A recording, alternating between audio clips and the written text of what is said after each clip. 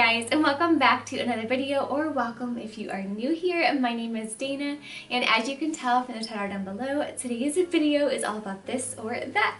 I'm really excited about today's video. I've actually never done something like this. So when I saw that Jessica from the Baldock Way as well as Abby from Rooted and Rest was hosting this collaboration, I was really excited to join in. I think doing these types of videos, especially when it comes to answering these types of questions, and they're really fun questions, is just a really great way to get to know one another, especially within the homeschool YouTube community. I really loved getting to know other mamas within this community, and yeah, I thought it would be fun to do this, and I would love to know some of your answers to these questions as well, so comment them down below.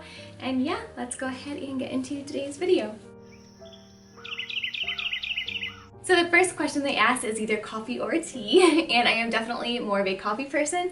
However, I do drink more tea in the winter, but for the purpose of today's video, and because I'm only allowed to choose one or the other, definitely coffee. So the next question is night owl or early bird, and because the season of life I am in right now, it's definitely more of a night owl. I typically right now, because I am up a lot with my either toddler or newborn, do wake up with the kiddos. If not with them, then I only really wake up maybe 15-20 minutes before everyone. So having breakfast ready the night before has been a huge help in that routine right now. So I'm definitely more of a night owl right now, because that's when we do all of our meal prep for the next day, whether that be muffins or pancakes. I also do like my journaling for the day and things like that. So a long way to answer that yes, definitely a night owl right now. So the next question is paper planning or digital planning. I am 100% a fan of the old-fashioned pen and paper, and I probably always will be. So the next question is plan from ahead or from behind, and I am definitely, and I talked about this before on my channel multiple times, but I'm a huge fan of reverse planning, especially for the little years. So I do like to write down at the end of the day everything that we got done instead of vice versa. It really helps me be more flexible, especially within the little years, and celebrate everything that was accomplished at the end of the day instead of being stressed out about what wasn't.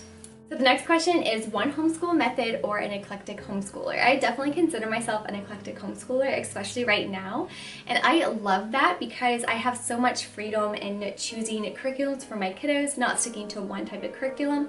However, when it comes to homeschooling methods, I try to stick to two, and that is mostly Charlotte Mason combined with Montessori. I have found that those two methods together work beautifully for my little ones, and they just thrive when we are using those two methods. So definitely Charlotte Mason and Montessori, but because we do combine the different methods with a different curriculum, definitely eclectic. The next one is a homeschool hoarder or a minimalist. This is another hard one, and again, I wish I could choose both, but I can't. But definitely probably more along the hoarder side, believe it or not. I tried to be more intentional and minimal with everything else in our home, but with the homeschooling side of things, we do have all the games, all the puzzles, and all the fun homeschool things. So when it comes to homeschooling, probably more of a hoarder than I probably should be.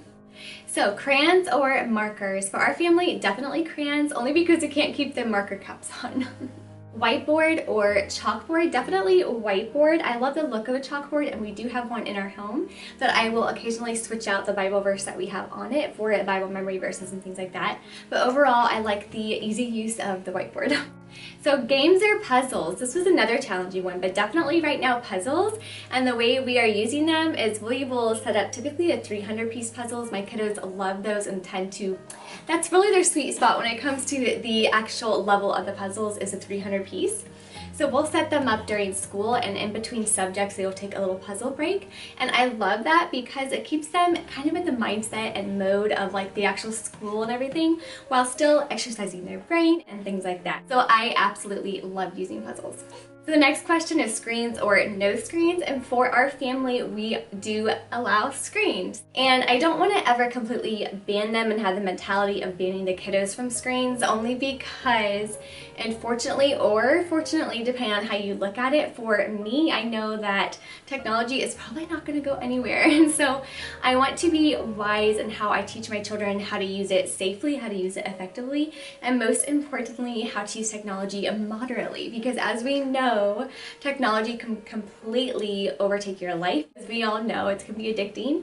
And so teaching them how to use it, like I said, yeah, correctly and safely is really important to my husband and I. So that way, when we do launch them from our home, they will have instilled safe technology habits, if that makes sense. So a long way to answer, yes, we do allow screens in our home.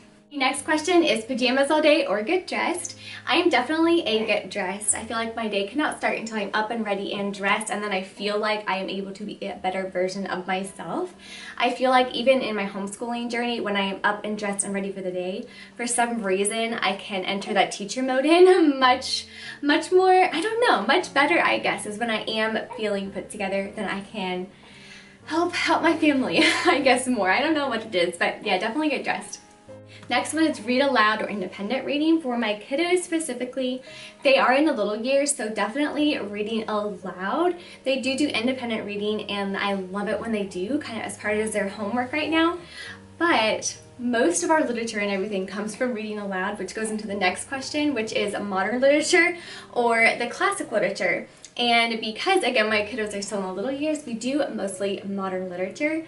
The classics are still not quite there to pique their interest yet. Like, we have done a little bit of like the children's version of classics, and classics by I mean like we've done Swiss Family Robinson, Tom Sawyer, and like all of those types of things, but we haven't delved into like the actual deeper classics yet because we're still too little for that, but mostly modern literature right now.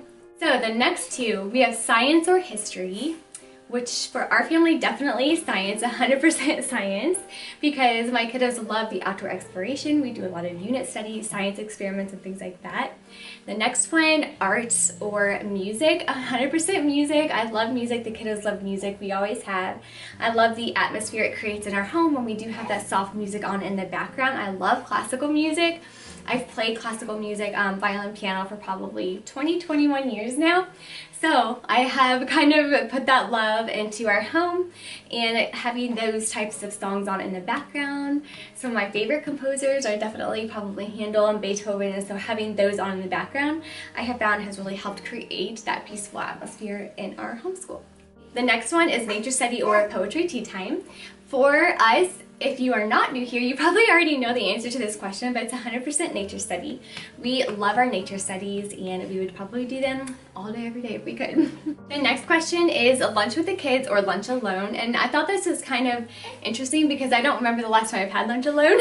I love lunch with my little people, and I use this as a way to kind of transition between that morning time and afternoon time. So typically around lunchtime, that's when I really ask them, how did you like your school today? What did you learn? What was your favorite part about the morning? And things like that. And I feel like it's that good transition between making sure their cups are full, for that kind of emotional side is full, if you know what I mean, and their attention cup is full, like everything is full during lunchtime. So we talk a lot about that, what their goals are for the rest of the day, what they want to do, what do they want to, like, you know, all those types of things. And then I feel like after I've kind of got a good hold on where they are for the rest of the day, then I feel like I can step back after lunch and do like the laundry and the cleaning and everything like that. So I definitely am lunch with the kiddos for that one. The next one is school at the table or school all over the house. And for me, definitely school all over the house. I think it makes it so much more fun and exciting for the kiddos when we switch it up. And I try to switch it up, I know. Yeah. I try to switch it up every few days, and what we love doing in our home is something called school picnics. So we'll take a big blanket and throw it out on the floor, typically wherever the kids want to do school. So we'll do it in the living room, in the bonus room here, wherever they want. We'll throw it out on the floor, grab all of our school books, and sit down and yeah, just have a fun school picnic while doing all of our necessary work. The next one is take summers off or school year round. Definitely a huge fan of homeschooling year round. However, we do take time off, and I can't choose both, but for the sake of the video, definitely homeschooling year round. For example, this past July, we took all of July off to welcome baby. And not most of August. I think we started lightly in August, but just a few days. It tells you where my brain is at right now. But we did start in August with just a couple of days, but we did take a solid month and a half off altogether this past summer to prepare for baby and welcome baby and everything like that. So, but yeah, definitely a huge fan of schooling year round. The last question I thought was so funny. It was either mummify a chicken or dissect a frog. And I was like, oh my goodness, if you're a homeschooler, you know. But when I was in high school, I did the Apology of Biology, and I actually loved the actual science part of it. I loved collecting all the specimens to make my own slides and doing all the science experiments. But when I came to the actual dissecting of the animals, I was like, no thank you. I actually buddied up with my sister and we did it together. So she dissected all the animals and I really did all like the lab notebooking and notebook journaling type stuff. And that was great. But I know my kiddos are going to 100% want to dissect a frog and probably all the other things. So that will be interesting when that time comes. But yeah, that was actually all of the questions for today. I hope you guys enjoyed watching today's video. I know I had a ton of fun making it. And yes, I'm gonna go sign off now and get this little one fed and go find my little people. But thank you guys again for watching, and until my next one, you guys have a great one and God bless. Bye.